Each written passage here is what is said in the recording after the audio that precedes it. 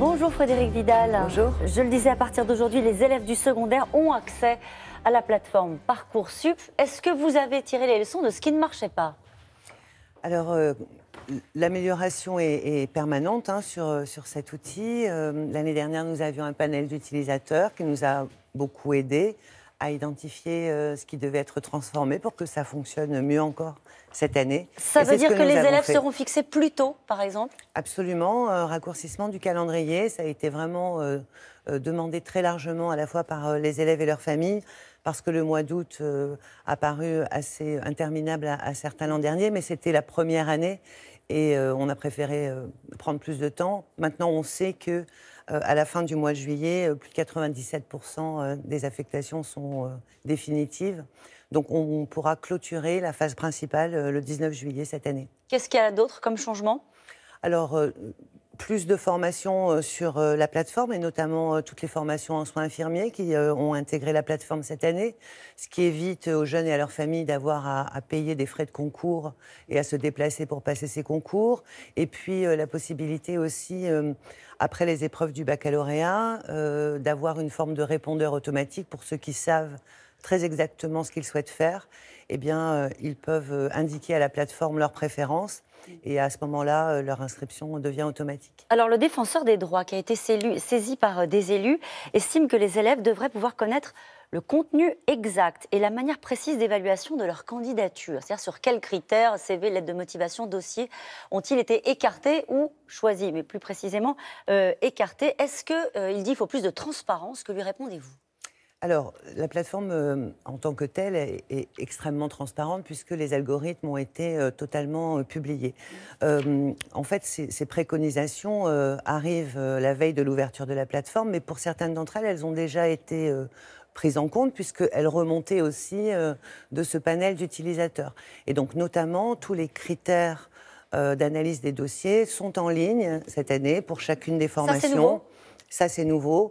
Ce qui est nouveau aussi, c'est que nous considérons la région Île-de-France comme un seul secteur académique. Ça change quoi, ça? Alors, l'année dernière, vous savez que la mobilité académique était fixée par quota.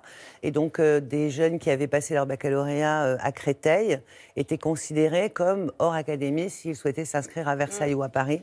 Cette année, Créteil, Versailles, Paris, c'est comme une grosse académie. Ça favorise la mobilité. Parce que là, il n'y avait pas suffisamment de mobilité dans la précédente version? Alors, en fait, on est parti de pas du tout de mobilité possible dans APB. On avait mis des quotas de mobilité, mais on s'est rendu compte qu'on pouvait faire mieux.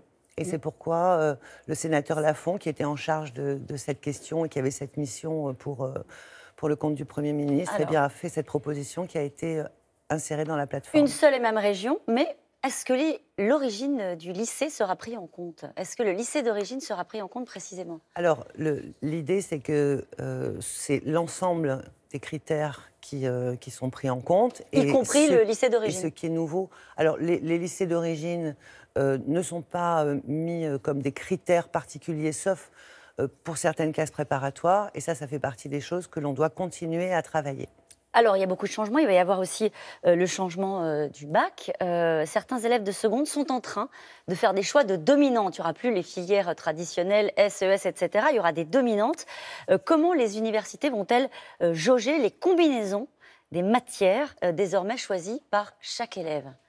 Alors, d'abord, il faut bien comprendre que beaucoup de matières enseignées à l'université ne sont pas enseignées au lycée. Donc, il n'y a pas d'adéquation entre le choix des spécialités et ensuite la poursuite d'études. Ce qui est très important, c'est qu'on a besoin d'avoir des jeunes qui ont des parcours de plus en plus diversifiés. Et c'est ce que va permettre cette réforme du baccalauréat, plus de souplesse dans la construction de ces parcours au niveau du lycée. Mais c'est compliqué pour les enfants qui ont 15 ans et qui disent qu'est-ce qu'il faut. Avant, c'était simple, on voulait faire médecine, on faisait S. Aujourd'hui, comment est-ce que les combinaisons, est-ce qu'il va y avoir une assistance pour les choix des combinaisons pour savoir comment est-ce qu'on sera en adéquation avec une filière? C'est beaucoup de changements quand même. Hein. Alors, c'est beaucoup de changements, mais je crois que ce sont des changements qui étaient nécessaires parce qu'on rentrait dans des tubes au niveau de la seconde et on en sortait à la fin de ses études supérieures. C'est ça qu'on a voulu changer.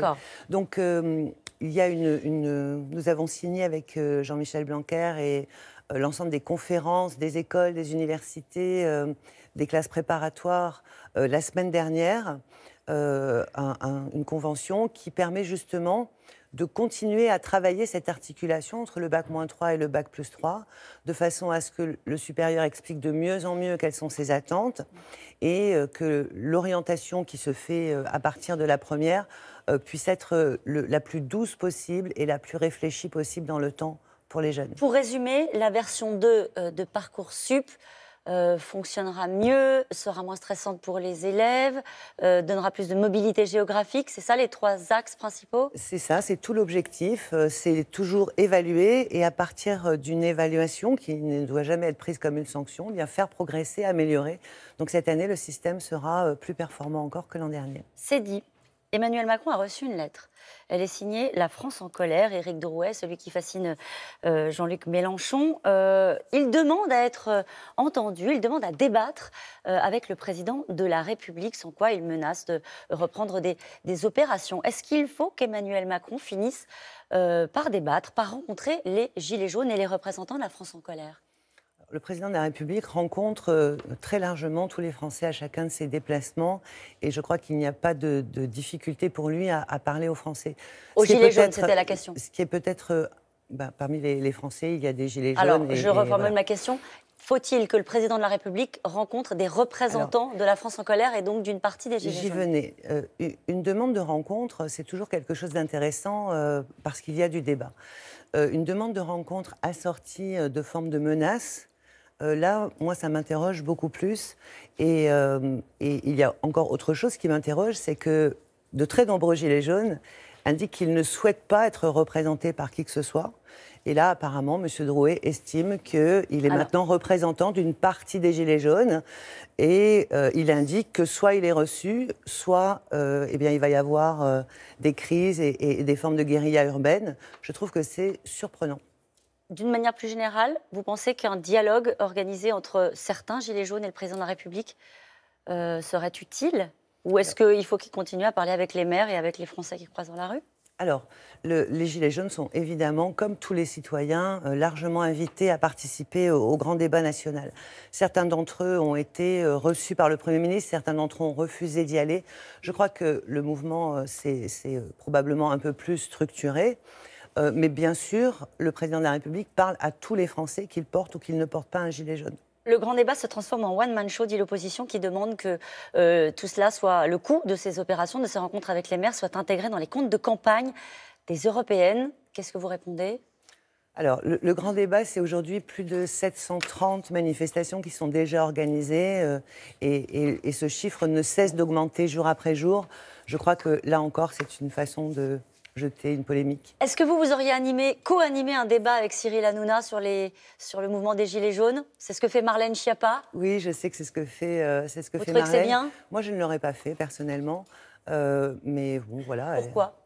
C'est pas la place d'un ministre, d'une ministre ? Disons que moi, je crois que mon rôle en tant que ministre, c'est plus d'écouter, de regarder ce qui ressort des débats, plutôt que d'animer des débats. Mais ensuite, évidemment, si c'est souhaité par les gens, eh bien, un ministre peut aussi animer un débat. Merci beaucoup. Merci à vous. C'est à vous, Laurent.